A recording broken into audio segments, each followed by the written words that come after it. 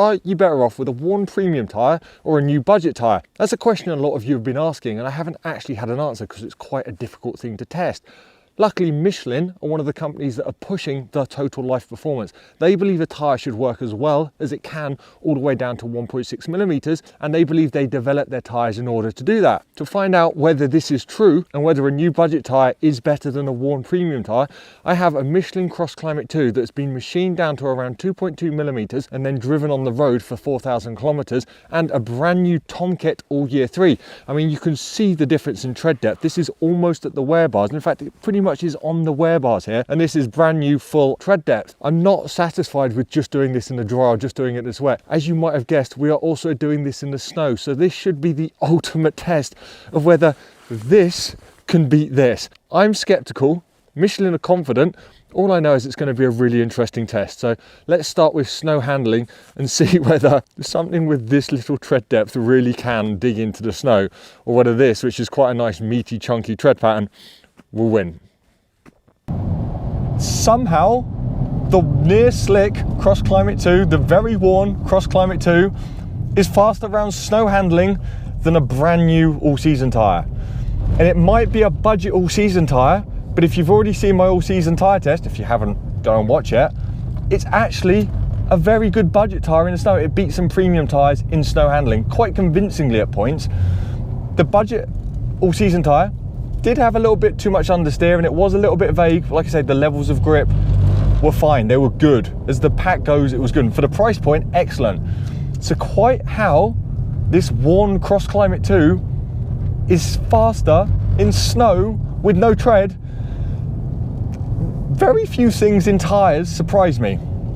This is one of them. I thought it would be like water. I thought there would be some tread depth disadvantage because of like aquaplaning. Car lifts up, maybe it would lift up on snow. Now, the first time we did this test, it was what I would call very stable, very grippy surface, where we were testing at about -20. It hadn't snowed for a few days. The track was nicely packed down, and after doing the test, I just felt a little bit uneasy that I would be giving you false data, because it's not often, with an all-season tyre especially, it's not often you drive on what is a packed down snow surface. Regions that get those kind of surfaces are winter regions. However, today's a filming day. Luckily, last night we had a lot of powder come down. So instead of just filming, I've snuck out and I've rerun the program again on what is quite a nice powdery surface. The track has been prepared, but it's not been packed down like it was when we originally run this. The CrossClimate is still faster. I came out on the budget all season and I did a 206, a 205.9, a 205.9. My first lap on the CrossClimate 2, the worn CrossClimate 2, was a 205. And then I did a 204.8 and a 204.8. I've just done a 205 talking to you on it without really thinking about what I'm doing. The tyre just feels more positive, especially laterally. It does feel a little bit upset by the brakes. And it does feel, if I'm perfectly honest, once you get into the offline powder stuff, it does feel like it gets upset a little bit, but so did the other tyre. So there's no difference there. Maybe the other tyre was a little bit more positive on brakes, but honestly, it's so close between the two tyres, and you have to think the CrossClimate 2 will have done 40,000 miles or something in the real world to get to this point, because it's a tyre that's very long lasting, and obviously Michelin are very pro total life performance. I have an idea in my head how wet and dry are going to go, but I guess we're just going to have to find out, because this has been quite a strong demonstration on how premium tyres can be better, but not all premium tyres. I've also done an exercise this week on how different premium tyres behaviours differ from new to worn. I'm not sure if it'll be out on the channel yet, because we're currently filming in February and this is all going out in October. But if it is, go check it out. If it's not, subscribe, it will be coming out soon. But I'm talking too much as always, so let's move on to wet. Wet handling has shown me at least one thing. I understand a little bit about physics. The worn Michelin CrossClimate, despite its peak, I'm going to get to that in a second. The worn Michelin CrossClimate, despite its water drop shape grooves, which is a lovely marketing term for grooves that get wider as the tyre wears to give it better performance as it wears, it still had issues with aquaplaning. But I just want to explain how wet handling works in the world of tyre testing. This track is flooded with an average of 1 millimeter water depth, like consistent water depth. 1 millimeter of water depth is the equivalent to a very heavy storm on the road. It's an unnatural constant state. It doesn't represent a damp track. Now, you might be thinking, oh, John, you can see you're oversteering everywhere and having quite a difficult time. You must be on the Michelin tyre because it's slower than the budget Tomket tyre. However, I fitted the Tomket specifically to demonstrate lap time isn't always the thing. This budget tyre is, I'm not really sure what I don't know how to get around this track without having a mess of oversteer. So although I could hustle it around quicker, the difference between the worn Michelin and the new budget tyre, when the Michelin was in contact with the surface, I am 1000% convinced it had more grip than the budget tyre. The budget tyre, why am I going everywhere backwards in a front wheel drive Golf? It's pretty terrifying. Hold on, let me just hold this together. Oh dear. Actual spin. Huh. This isn't fun. The things I do for YouTube. Okay, after that little moment, let's get back to rounding up very quickly so I can take this tyre off.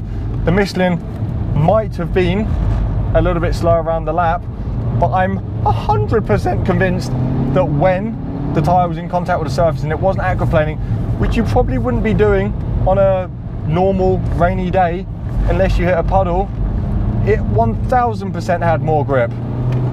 The budget tyre, the lap time doesn't tell the story. The story, as you've seen, is a very, very difficult tyre to drive, and you could probably argue that you would get to the whatever corner faster on the budget tyre in a very heavy rainfall because you wouldn't feel the aquaplaning, and then you'd be in big trouble. And of course, I have the budget tyre here as well in a worn state, and I'm going to put all the times on screen to show you exactly how slow that got.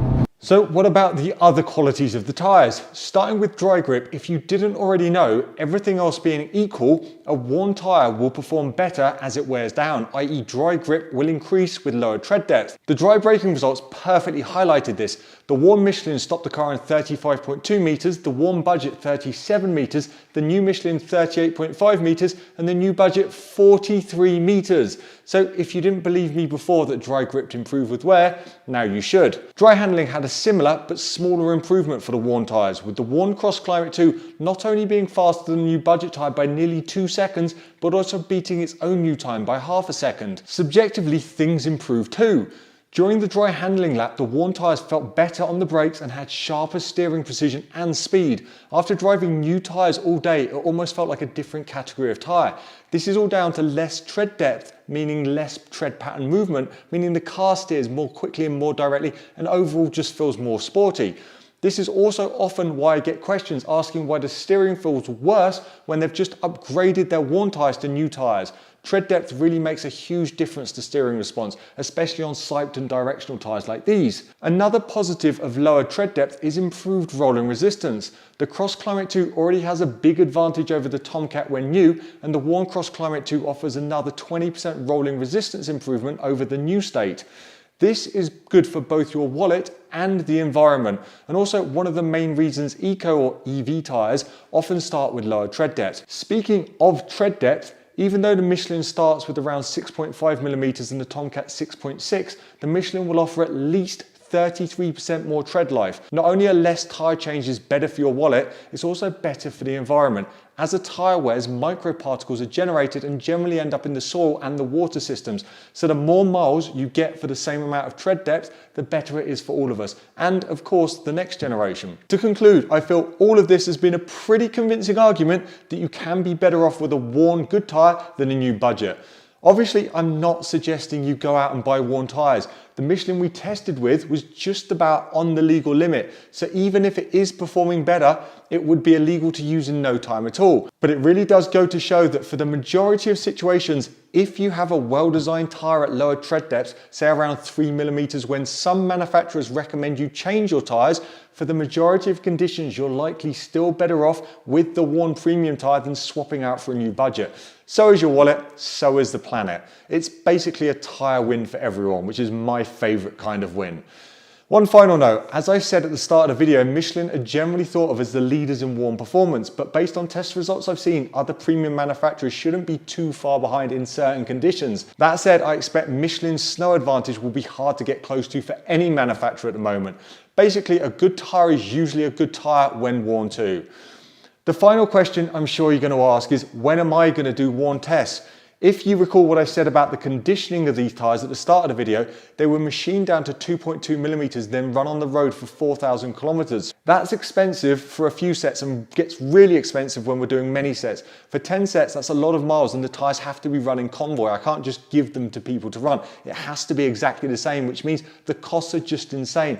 But it is the only way to properly do it. Wearing them on a machine doesn't yet correlate properly with real world use, which is why I won't do it, even if other testers sometimes do.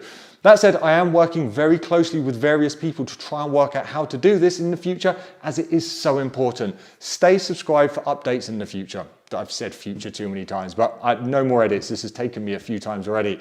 I hope you've enjoyed this video. Any questions, please ask below. If you're a real tyre geek, come and join me on the new tyre review subreddit. It's linked in the description. I love Reddit. I'm a geek. I love tyres. I'm a geek. It's a good combination. Please go review your own tyres at tyrereviews.com. It really helps me and it really helps the site, and it really helps everyone that uses that site for tyre information. And as always, safe motoring.